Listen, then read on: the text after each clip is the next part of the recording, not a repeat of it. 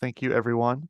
My name is Jordan Johnson. I work with ICSPS over at Illinois State University, and I'll be helping facilitate today's meeting. Um, as we go along, we'll just be kind of setting some ground rules of kind of the community of practice, kind of what that looks like going forward from here, and also want to hear from you and what you're kind of expecting out of this organization. Um, so again, if you haven't already, post your introductions in the chat with your name, where you work, what your role is, and maybe a fun winter tradition.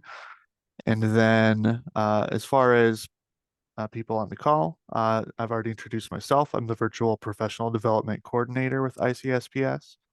Shannon is also on the call. And then, I would imagine most of you know Herb and Tammy. My coworker, Amy Julian, is also on the call to help me facilitate and monitor the chat as well. So just kind of an overview for today. Glad that you're all here, and just want to get open with an overview of what a community of practice is. Talk with some of you about some of the anticipated challenges that you might be facing. We got a couple polls to get an idea of where everyone is coming from and kind of the populations we work with, and some next steps as far as upcoming items and agendas. So first, I am going to open up a poll. Give me one moment. And so everyone should be seeing a poll come up on their screen. If you cannot see the poll, please let me know. But basically, kind of what agency are you coming from? And what kind of populations are you serving? Um, and then what region are you coming from? Just trying to get an idea of everyone who's across the state, where they're coming from. Watching football, looking at some of the hobbies over the winter. Football, naps. Definitely agree with the naps on Sundays. Ooh, Shannon winning fantasy football. I know a I lot of our noticed that. I was like, "Oh, Shannon won her fantasy football league. Congratulations, Shannon." that's pretty exciting. Thank you. And then, Shannon, while we're walking through this poll, do you want to possibly share from DCO the perspective of, why this community of practice was initiated and some of the benefits that you see having individuals being able to dialogue during this time? Of course. First of all, I'd like to just thank everyone for attending today. We really appreciate it. I think this will be really valuable for us and for everyone that's attending, just to have this community of practice, to take what's working and what's not working. And really, it's a continuous improvement cycle here. So I think we'll be able to have some really good dialogue, and then help us move forward and help us help you as well. So I'm really looking forward to it. It's an exciting piece that we're adding, and I think we'll continue to do this. And I want to thank you, Amy and Jordan, also for pulling this together. We're really appreciative. Okay, awesome. And then it looks like most of the poll responses have come in. So I'm going to go ahead and end that poll. And then kind of share the results with everyone. So looks like most people are either coming from private nonprofits or a WIOA related agency. And then a pretty good mix of people from urban, suburban, or rural areas. Um,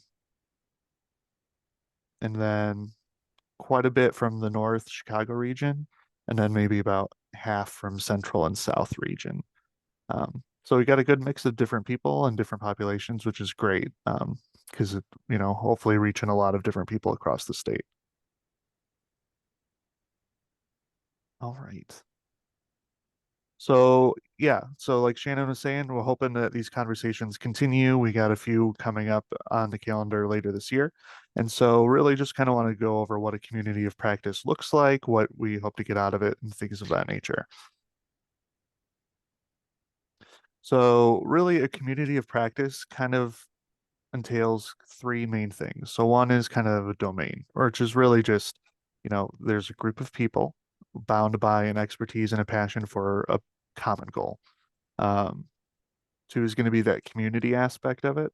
So there's going to be individual members that we're all sharing experience and knowledge with in creative ways with the goals of tackling problems and things that we see as we go through your specific areas and missions. And then practice. So what are you practicing? What do you need to, whether it's technical instruction, understanding concepts, or just building collective knowledge and resources? So in this context, a domain would be, your JTED and workforce development professionals that you're working with to implement these grants. The community is going to be building these relationships, and we're going to do that through discussion and engagement here, but also hopefully, you can make connections through the chat, through the conversations you have, and maybe reach out to people outside of these trainings to continue that conversation as it makes sense in your context. And then practice, building that shared knowledge to share with others in your setting to kind of take back to you and apply it with the other people that you're working with to get these ideas off the ground. So some of the expectations for this meeting and kind of ones coming up is to just, this is a 1 hour presentation, your time is valuable. So we just are asking that everyone be present for these. So when we're having these conversations, it really helps to be focused and be present. So we're not having to repeat topics that, we're not rehashing details that have already been covered earlier in the meeting, just because we want to be able to keep moving forward and keep that conversation going without a lot of backtracking. Um, Engagement. So especially in future meetings, um, we want to have your feedback be the main focus of these because you're the ones putting this out in practice. You're the ones kind of tackling these problems firsthand. So we want that lively discussion from you, the participants, as kind of the main focus of these. And solution based. There's a lot of difficulties in implementing grants. There's a lot of things on the ground. We all need a space to kind of vent and, cool off a little bit. But we want this time to try and be as solution based as possible. So, yes, there are difficulties, but having kind of the mindset of like, hey, here's the difficulties. How are we going to solve them? Or what are some possible ways that we can do that instead of kind of just getting stuck in, oh, this is really bad. There's no way out of this. So, we want to try and have that lens when we're talking about these things and then applying it. So, if you've taken something from this or somewhere else and you've applied something and it's worked really well, we want to hear that. We want to celebrate that with you. And then, maybe that's a best practice that we take to each of our successive areas. So that's kind of what we're hoping for out of these conversations and to make the most of everyone's time. There are some upcoming meetings. Right now, we don't have the topics quite set yet. We'll be talking about some potential topics later in another poll. But basically, there's going to be one each quarter. So 4/17, 7/17, and 10/16.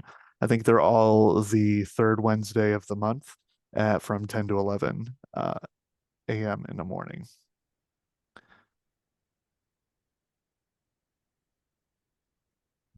So as far as some discussion topics that might come up, we were really wanting to hear from you.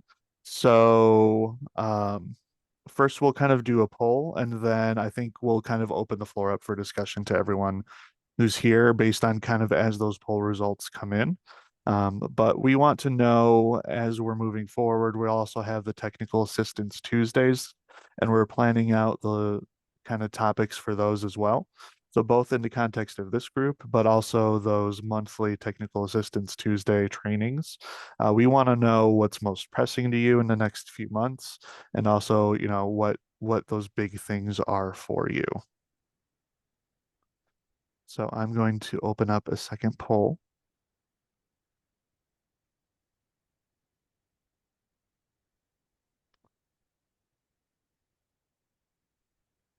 And there is a variety of options. So as far as um, future topics that we've explored in the past with ICSPS and other kind of similar grant programs.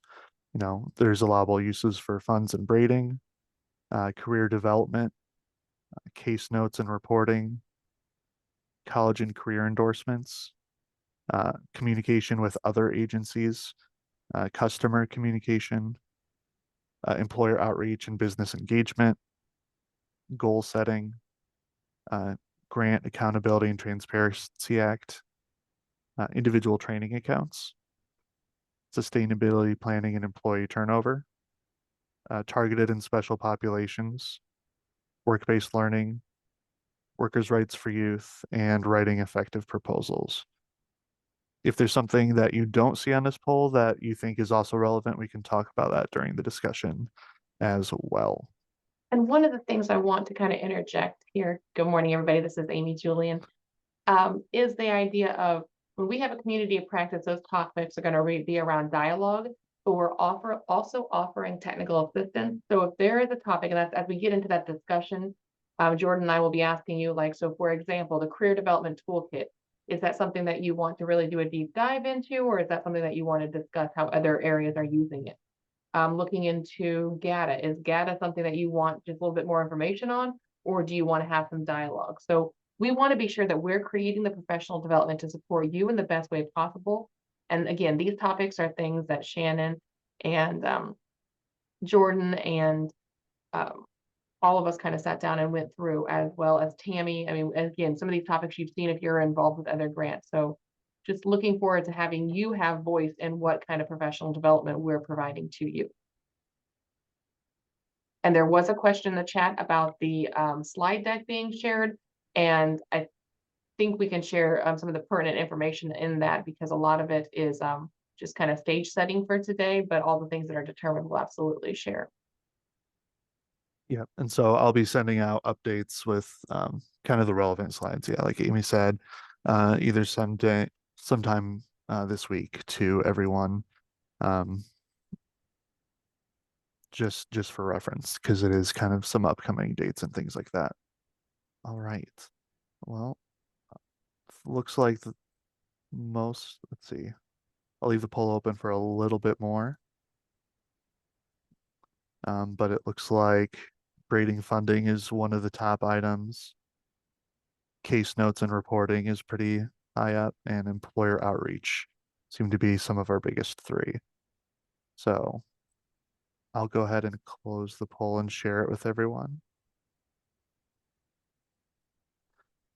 So quite a lot of interest in a lot of different topics, which is both great and terrible, right? There's so much to learn and so little time. But allowable uses for funding and braiding funding, and employer outreach. So I guess since those are the kind of the main two um, areas of topic, um, if people who voted for those kind of want to share like some of the challenges you're facing, what you're hoping to learn in those kinds of arenas. I'd love to hear kind of more about what you're hoping to get out of that and some of the challenges you're facing.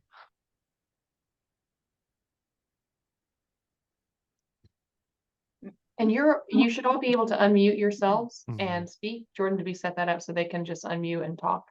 I believe Yep. so. If Good not, you morning. can. Morning.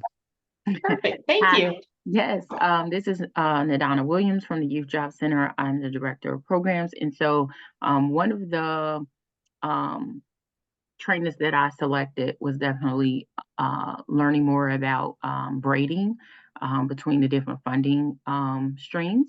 And I guess for me, it's just understanding like the source of the funding, because that definitely makes a difference on whether or not like a client can be dual enrolled in between programs. And I know originally when we received the JTED funding, because we once we received the JTED funding, the grant of the JTED funding, we are also a WIOA funded agency as well. And that was one of the things we wanted to just make sure that there was no conflict between dual enrolling and clients. So I guess just understanding the source to make sure that we're not double dipping, or it's, we're out of compliance if we're looking to support a client or leverage funding between the different programs, if that makes sense.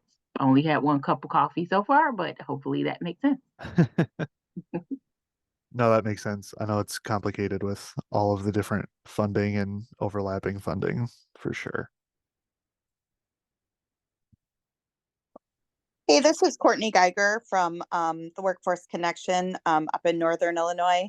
I would completely agree with the braiding funding discussion.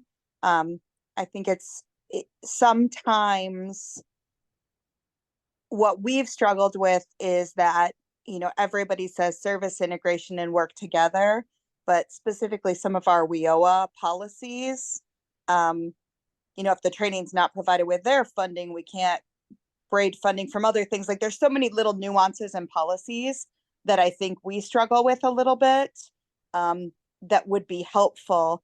We also get some agencies, when we send a referral, they'll say, oh no, you can't co-enroll, that's double dipping.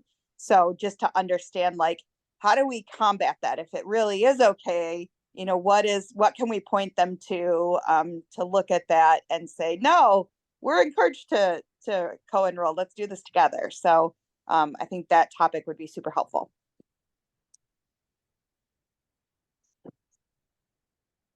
Awesome. I'm just typing in some notes for myself to look at later.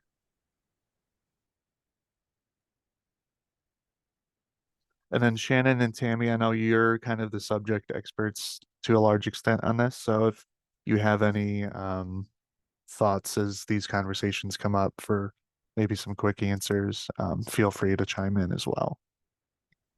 Well, by far, I am not a subject expert on trading funds, that's for sure. And I'm even like, I know the WIO system, they always say you have to use other resources first for trading, like Pell Grants. So, how does that look, when you're incorporating, the education side of funding with Pell and then WIOA, and then you throw JTED into it, and then any other types of training, out there. It'd be great. And I don't know how you do this, but even like a mapping of, what funding sources can do what. Would be Yes, amazing. it would be.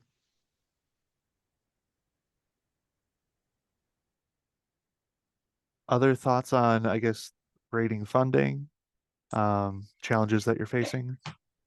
And my question is, when you're talking about these topics, is it something that you want to dialogue with your peers about, or for example, that we would do in a community practice, or is it a topic that you want us to bring in a subject matter expert on and talk a little bit about? Braided funding is one that there's a lot of different programs that do it a lot of different ways. And so that might be one that we do talk about. Hey, how are you doing that in your area? What are some things that you're doing to braid funding? What does braided funding really look like? And are there attributes of braiding? So we, supplement, not supplant. We don't, nobody looks good in orange kind of thing. But then there's other areas that you selected, like that GATA one. That is, Tammy and John and Josh all have a real level of expertise in that. So is that something that's more of a technical assistance conversation and more of a presentation? So let us know that as well. This session is to hear from you what you want to get out of the rest of the year. I am new to all of this, and just the very term braided funding is right. It's new to me. So I'm definitely a neophyte. So if we started from the very beginning with definitions, that would help me greatly. Excellent. That's a great point.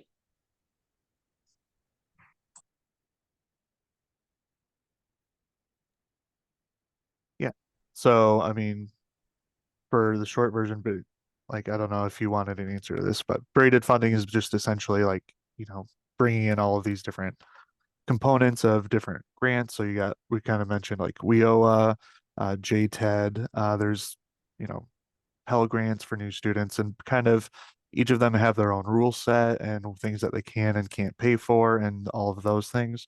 So when we're talking about braiding funding, it's like, hey, maybe we can take some money from federal Pell Grant to cover certain aspects of the student that is also enrolled in a WIOA program. And maybe WIOA can pay for these other things that the Pell Grant wouldn't pay for. And so braided funding is really just that idea of knowing the rules of each grant and trying to make those come together to offer basically the maximum benefit for whatever the customer or student would be. And in that situation is really kind of the simplified version of what that would mean.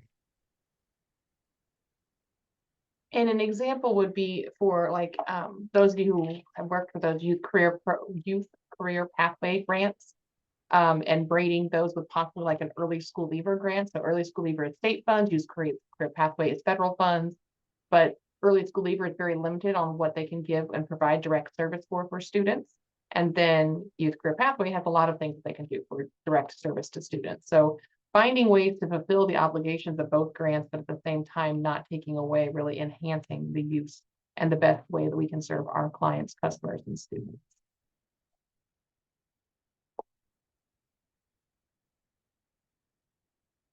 Other topics. Do we have a slide with that list on it, Jordan? Because I think maybe having that list in front of us would be fantastic. I did not make a slide for that. Let me see if I can, for the time being, maybe reshare the poll. And then Shannon added common language requests. So if you're not familiar with the Pathways Dictionary, the Career Pathways Dictionary, that is a great resource. Really learning about language and learning about what the language is used by the system. And that not only is the workforce system, but also dabbles over into the education system as well.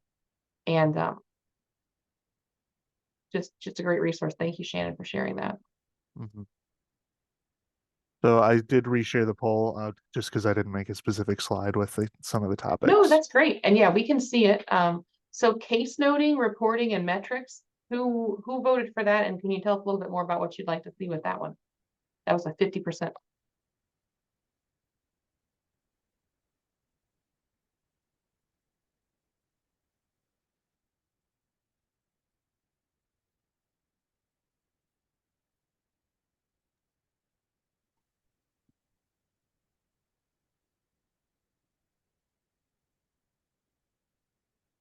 And even if you don't know exactly what it is, like just having a general idea, like saying, hey, I need to know more about this because it doesn't make sense to me, that's totally fine. Because we're just trying to get a ballpark to, again, kind of see what discussions we need to have later in future sessions or technical assistance, like who we bring in, what kind of dialogue, whether it's information sharing or bringing in an expert on, a certain subject. We're just trying to make sure that it's important to you that we're trying to address those needs. However, so if you're not able to come off chat, you could put it in the chat, but it's generally easier to just kind of have that conversation. Kellen? Yeah, so I guess the reasoning, sorry, it took me a minute to respond to the question. I voted for that just as this is all new to me too. So just to have more guidance as what that's what that's supposed to look like, how to best read the report, just having a better understanding. Okay. Good to know. Thank you for sharing. And this is Tammy. I didn't respond to that necessarily, but case noting is significant, especially from our monitoring staff, because that's just the way that they understand what's going on with the customer. And we have not done a good job of providing any, training and case notes and what's appropriate, what's not appropriate, to put in those at the customer level. So I think case notes kind of go along with the whole goal setting and customer communication and all of that, kind of roll all into one area. So definitely some, good training around case notes and what are proper case notes and how do you tell a story. Thank you, Tammy, for sharing that and expanding on that, because I do agree that it would be beneficial. I'm thinking of JTED, what it is expected within those case notes and how, how they should read as for the reporting for all of that. Exactly. And I know it's something I need to have a conversation with Natasha with WorkNet staff, because I know in WIOA you can, an organization or an agency can put in a case note and make it private. So like even state staff can't see it. If it's something that's, critical to the case management, but it's something that it's not appropriate to share, with a lot of people. And I don't think we've got that built into our WorkNet system. So that's something I need to talk to Natasha about too, is how we can make it so that you can have private case notes with this individual and it's not shared, with other individuals.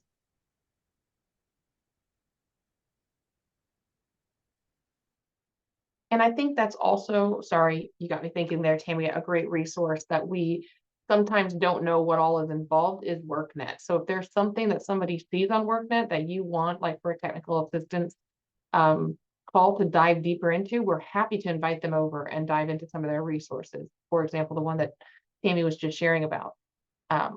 Again, or if you want to kind of say how you use WorkNet and maybe have a discussion on what are all the resources that are provided for JTED on WorkNet, which there are a huge amount. So things like that, I think we really want to hear from you what you need, and that way we can serve you to the best way possible.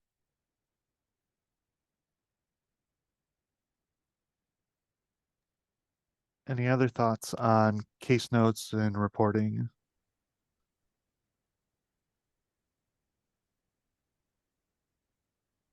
So the other real big one there is employer outreach and business engagement.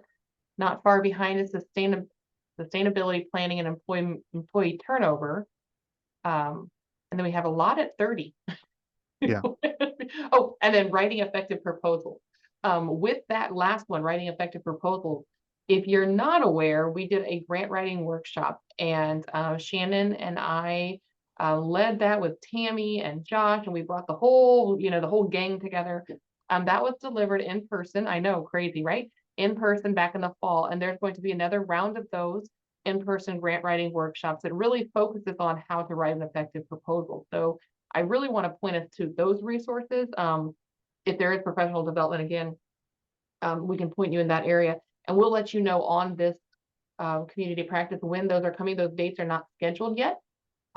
We are finalizing a couple things, again, in the spirit of continuous improvement, seeing what came out of the 4 that we did in the fall, and then moving to doing another 4 in the spring.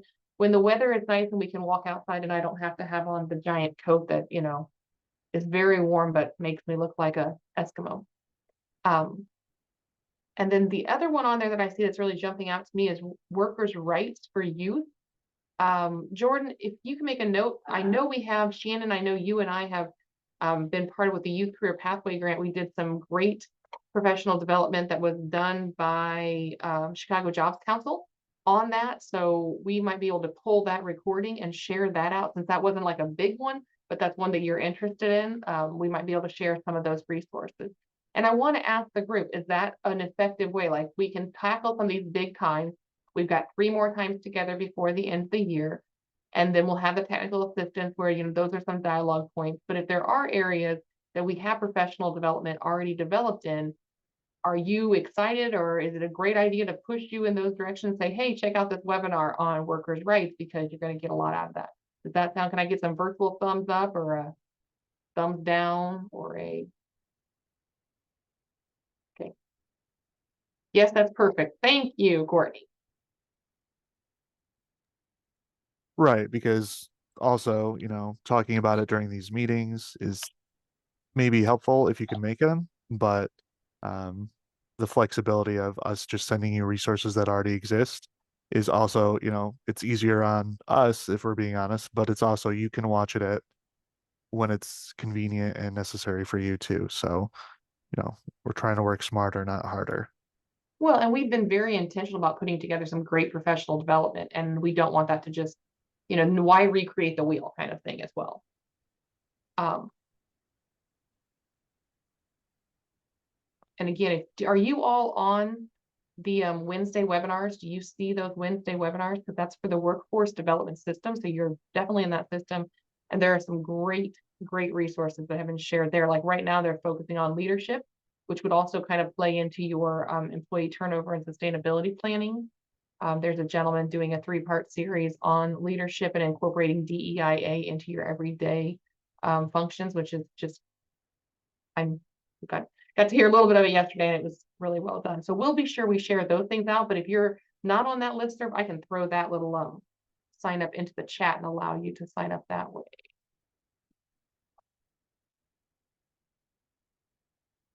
I think Jordan probably has this on his signature, but I don't.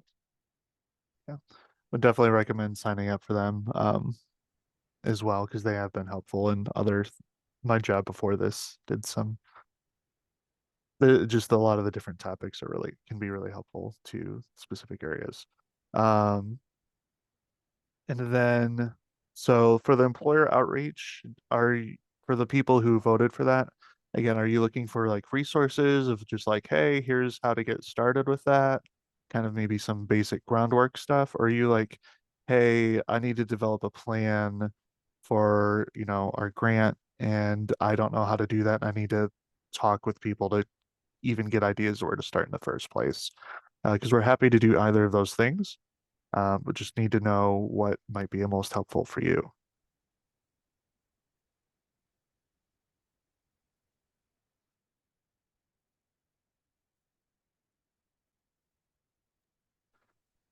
And maybe it's something that we talk about during our next meeting after you come up with maybe a draft plan.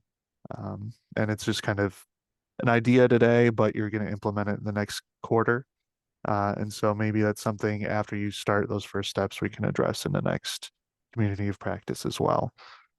I don't want to put anyone too much on the spot today. We're just kind of idea generation and what you see Jordan, coming down the path. Yep.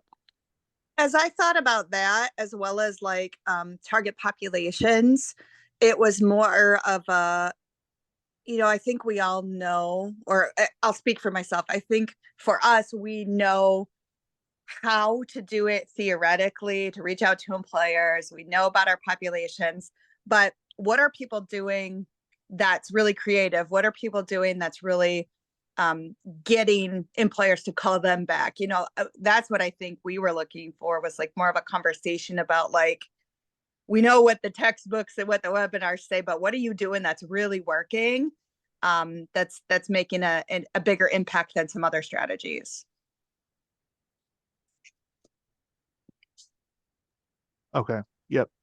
Um, and then, so what are some of the training areas that you might have that you're doing in your area? When you say training areas, you mean like industries or like Yeah, training yeah. Like, programs? what are some of the Okay. industries or focuses that you're providing the customers? Yeah. Yeah, so for JTED, we leverage our WIOA program. So it's pretty wide. It's everything that's on the employee or the ETPL, the training list. So it's in our area, the high demands are healthcare, CDL, manufacturing, aerospace, and IT. Okay. And then someone can maybe offer more advice, but because there's some Amy, as far as like the layout of that, wouldn't there be like local workforce boards and community like planning commissions and things like that that might be working with some of the same industry partners for that? When I was working at Parkland Community College, we kind of partnered with them to see some of the connections maybe that was already happening in those spaces. Um, the opportunity, I know CDL especially has a high need. So maybe seeing if there's maybe any way to track graduates from the program and where they're going. That might be, you starting with the leads that you already have.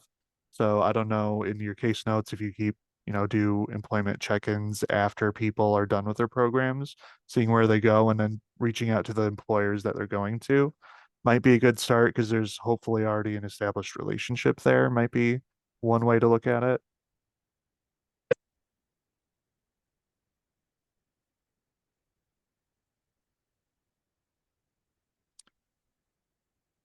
Jordan, I Oh, think those are all fantastic ideas. One of the other things that we have done a lot over on the adult ed side of the house when it comes to case noting and student management and following up with students, which made me think of that, is that idea of how do students respond to text.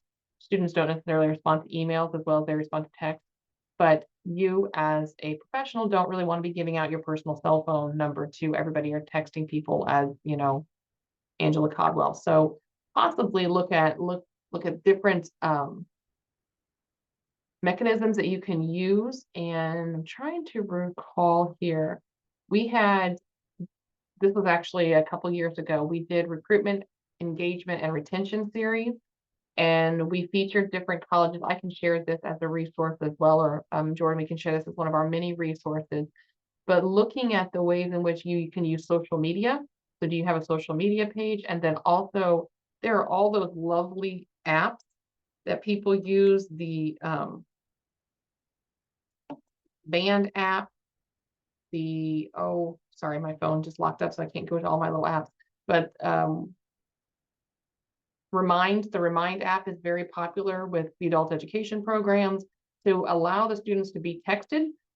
It's anonymous from you. I mean, it says who it's from your program. So it could be from any of the programs that you have there. So head up here a little bit. So Cunningham Children's Home Community Service could be who's texting. It can be from Kelly, but then at the same time, it's not Kelly's personal cell number. So looking at those ways to implement some ideas of doing that following up and doing that case noting to help you hit your reporting matrix is a really great best practice.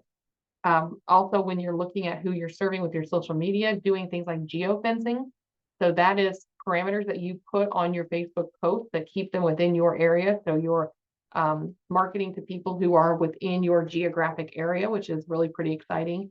And we've had some colleges that have been very successful with that, or programs that have been very successful with that. And then that idea of marketing what you do. How do you market? Are you using TikTok? Are you using YouTube? Or are you using pamphlets at grocery stores? And what is the best way to reach who you're reaching? So there's that idea of employer outreach, there's that idea of business engagement, but then there's also tied back to how are we following up and how are we case noting and how are we keeping in touch to have success so we can prove our success. So there's some great resources, Jordan. I can share these with you and we can share these out.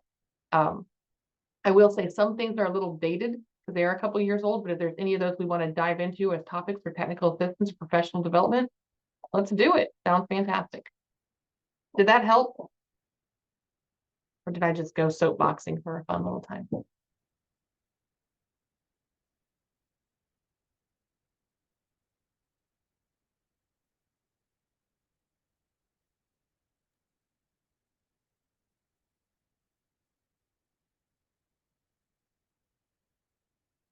And then I did drop in the chat that ICSPS form. That is, it's a real link. And if you click there, it'll allow you to sign up for the Workforce Wednesday webinars. If you are interested in any of our other areas, they're all free as well. We have an autism training and technical assistance project, which really focuses on transitioning individuals who are on the spectrum into the workplace or into post-secondary. And so that does kind of align, sort of align with some of the work we do with JTED as well. This is one question that I didn't put in a poll. At least, how many people are working with adult populations versus youth populations, or is your program doing both of those?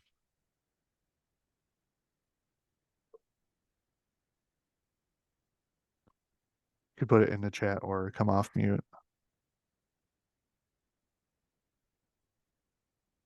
Because that also would, I would imagine, change some of the focus of what would be helpful for.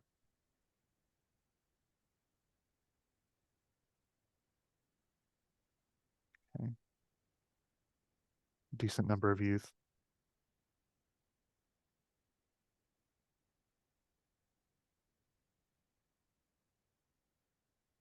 More youth. Okay. And then are those youth programs also like tied in with like adult education programs, or at least that's how the school I was at, our adult education also administered the out of school youth. Is that where people working with youth are housed, or are you housed in different agencies instead?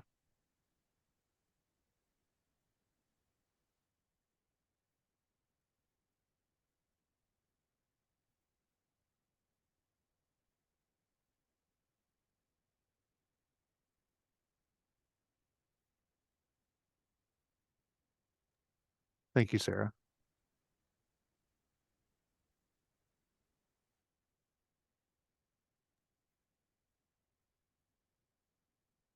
Okay. So I'll make a note to also definitely keep in mind uh, out of school youth and things like that in future conversations too. And in school youth. Okay. Seems to be a pretty heavy focus in that area.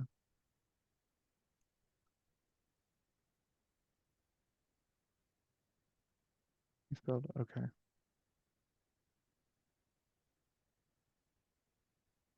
Since there's a lot of people in that space, is there any specific things regarding that age range that you'd want to see in an upcoming training or more resources for that you think would be helpful?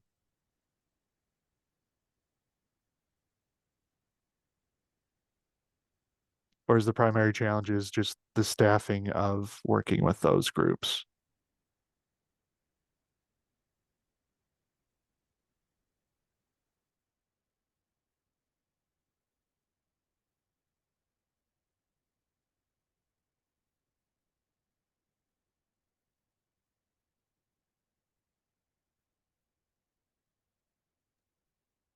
I could mention just from working with the youth career pathways that the in school versus out of school are definitely different beasts, but one commonality seems to always be transportation barriers.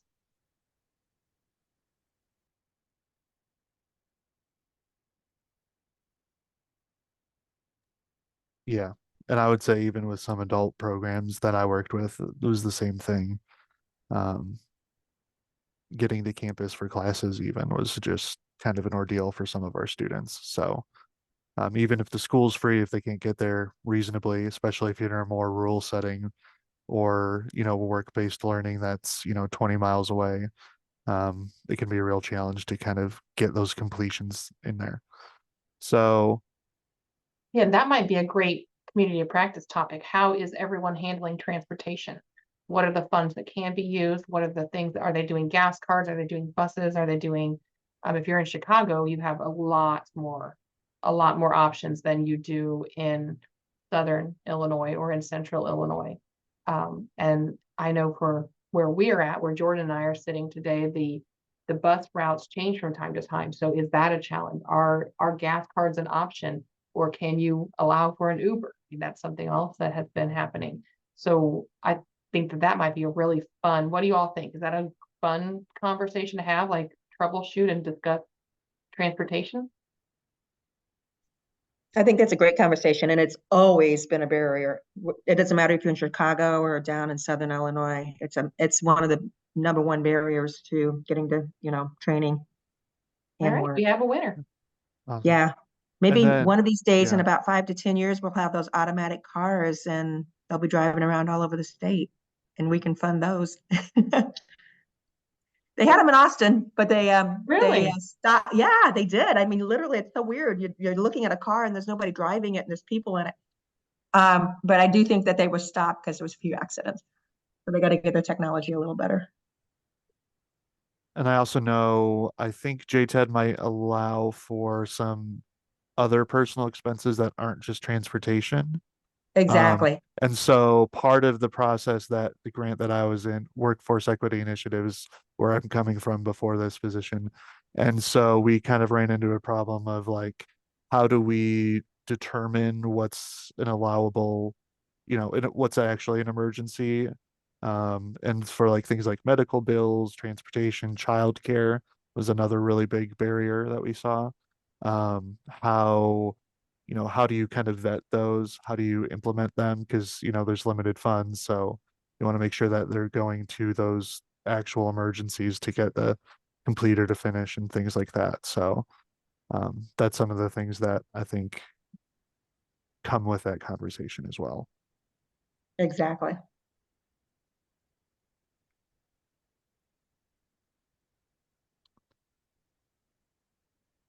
Okay. All right. Let's see. Amy, oh, Angela, I just clicked on the link and it did take me there. So maybe you could try a different web browser to open that registration form because it Or did here, I just can. work for me.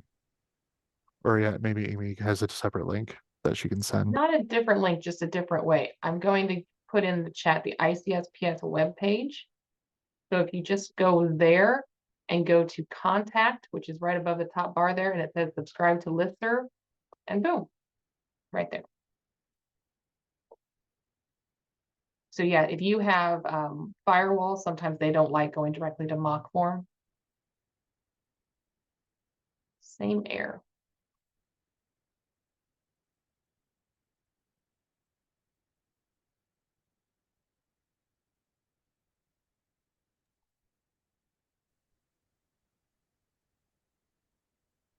Yeah.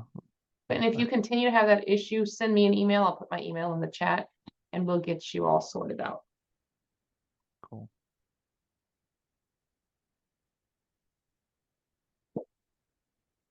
Tammy or Shannon, before we wrap up, are there any things that you wanted to touch base with? Grantees, topics that you think would be helpful for the conversation before we kind of give wrap up and give next steps? We do have a call tomorrow, which is our traditional technical assistance call that we have it bi-weekly on Thursdays. So I will definitely put this out, the community of practice, so we can get more people, participating in this also.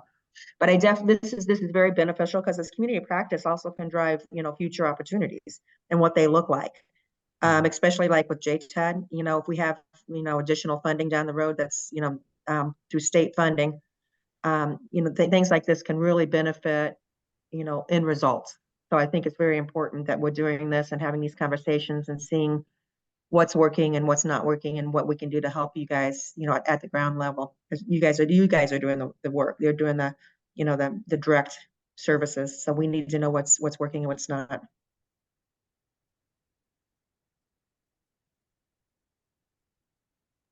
Yeah, I would say webinars are great, but honestly, the dialogue between other professionals on the ground has helped me the most in kind of my career development and program development in the past. So definitely take advantage of, talking to people across the state who have different structures and ideas, because it's definitely super beneficial.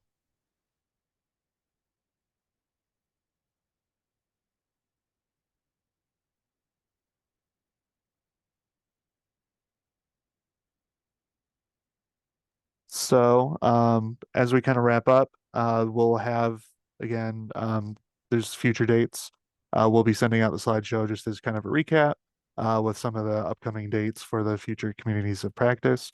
As we get programming for the technical assistance Tuesdays, we will definitely let you know so you can register.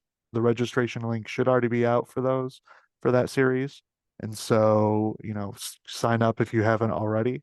And then as those come out, we'll let you know the topics for each one of those coming up. And we'll use the feedback that we got from today to kind of structure those as far as what topics to address and maybe people to bring in or resources to send you throughout the upcoming weeks. This is our contact info for Tammy and Shannon. If you have any questions about the presentation or specific information that we talked about today, you can always email me as well. Or troubles with links and things like that, you can email me or Amy with questions about that. But before we wrap up today, Amy, anything you want to say before we close out?